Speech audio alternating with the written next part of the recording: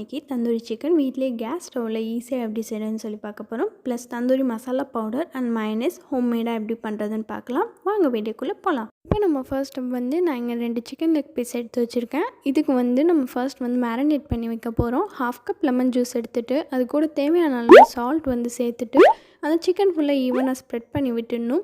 அதை விட்டுட்டு ஒரு 1/2 அன் ஹவர் நல்லா கவர் பண்ணிட்டு ஊற வச்சிடலாம். இது ஊற இந்த டைமில் நம்ம தந்தூரி மசாலா பவுடர் ரெடி பண்ணிடலாம். 1 டேபிள் ஸ்பூன் மல்லி ஆட் பண்ணிக்கிறேன். 1 டேபிள் ஸ்பூன் சீரகம், அப்புறம் 2 டேபிள் ஸ்பூன் மிளகு. நம்ம இதெல்லாம் ரோஸ்ட் பண்ணும்போது கண்டிப்பாக நம்ம ஸ்டவ் சிம்மில் தான் இருக்கணும். நெக்ஸ்ட்டு ஒரு 10லேருந்து 12 ஏலக்காய் ஆட் பண்ணிக்கிறேன். 2 ஃபுல் பட்டை சேர்த்துக்கிறேன்.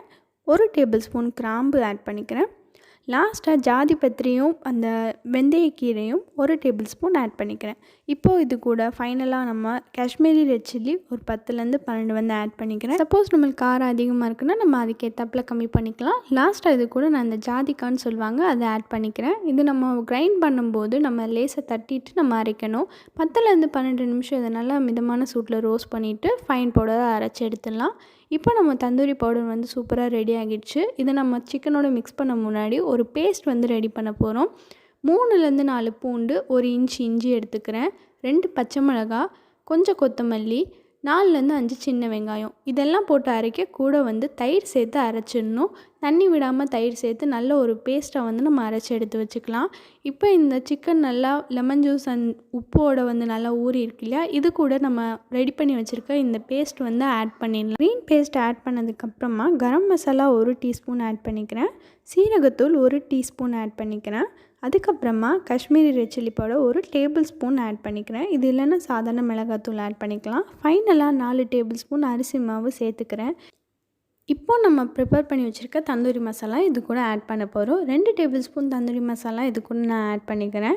இது எல்லாத்தையும் நல்லா மிக்ஸ் பண்ணி விட்டுடணும். டைலூட் பண்ணணும் அப்படின்னா நம்ம தயிர் ஆட் பண்ணிக்கலாம்.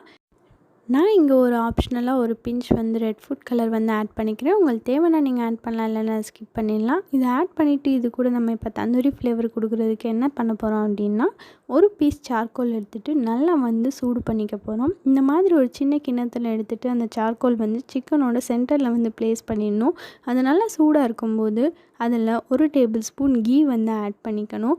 அந்த கீயை ஆட் பண்ண உடனே அடுத்த செகண்ட் அதுலேருந்து ஸ்மோக் வரும். அப்படி வரும்போது ஒரு பிளேட் போட்டு நல்லா கவர் பண்ணிடணும்.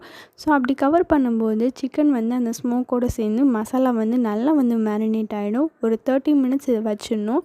அது மேரினேட் ஆகிற டைமில் ஒரு எக்கோட ஒயிட் நான் எடுத்திருக்கேன். அதுக்கு சமமாக நான் ஆயில் எடுத்திருக்கேன். 2 பூண்டு எடுத்திருக்கேன்.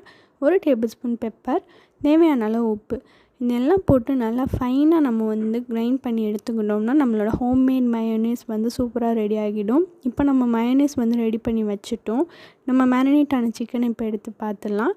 நல்லா ரெடி ஆகிடுச்சு. இப்போ இதை நம்ம எடுத்துகிட்டு ஃப்ரை பண்ணிடலாம். ஒரு பேனில் கொஞ்சமாக கீ ஊற்றிட்டு நம்ம இதை ஃப்ரை பண்ண போகிறோம். நம்ம ஆயில் வேணும்னாலும் ஊற்றிக்கலாம், அது ஆப்ஷனல் தான். கீ தந்தூரி சிக்கனுக்கு நல்ல ஒரு டேஸ்ட் கொடுக்கும். ஸோ அதனால தேவையான அளவு நெய் ஊற்றிட்டு நம்ம ஃப்ரை பண்ணிடலாம். சிக்கன் ஃப்ரை பண்ணும்போது ஸ்டவ் சிம்மில் தான் இருக்கணும். ஏன் அப்படின்ட்டா நம்ம இதில் மேரினேட் பண்ண யூஸ் பண்ண பேஸ்ட்டில் சின்ன வெங்காயம் போட்டிருக்கோம். அது சீக்கிரமாக கருக வச்சிரும். அதனால நம்ம ஸ்டவ் சிம்லேயே வச்சுருந்தோம் அப்படின்னா சிக்கன் நல்லா கிறிஸ்பியாகவும் சீக்கிரமாகவும் குக் ஆகும். ஒரு சைட் 10 மினிட்ஸ் வச்சுட்டு அதை அப்புறம் திருப்பி போட்டுட்டு இன்னொரு சைட் 10 மினிட்ஸ் வச்சு எடுத்தோம் அப்படின்னா 20 மினிட்ஸில் நம்ம சிக்கன் சூப்பராக குக் ஆகிடும். ஊடால ஒரு 5 மினிட்ஸ்க்கு ஒருத்தர லைட்டாக திருப்பி விடணும். அப்படி இல்லை அப்படின்ட்டா கருக ஆரம்பிச்சிடும்.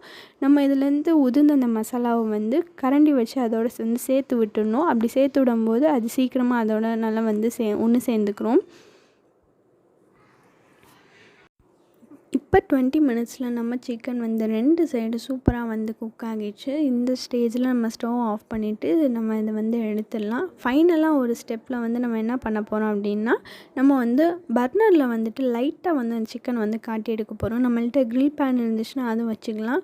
பட் அது இல்லாதவங்க கேஸ் ஸ்டவ்வில் மிதமான சூடு வச்சுட்டு அதில் லைட்டாக அந்த சிக்கனை முன்னாடி பின்னாடி காட்டிட்டு எடுத்தோம்னா தந்தூரி ஃப்ளேவர் அதுக்கு எக்ஸாக்டாக கிடச்சிரும். இன்றைக்கி இந்த ரெசிபி உங்களுக்கு பிடிச்சிருந்துச்சுன்னா என்னோட சேனல் சப்ஸ்கிரைப் பண்ணிட்டு பக்கத்தில் இருக்க பெல் ஐக்கான் ப்ரெஸ் பண்ணி ஆல்னு கொடுத்துருங்க. லைக் பண்ணுங்கள், ஷேர் பண்ணுங்கள், கமெண்ட் பண்ணுங்கள். தேங்க்ஸ் ஃபார் வாட்சிங் மை வீடியோ.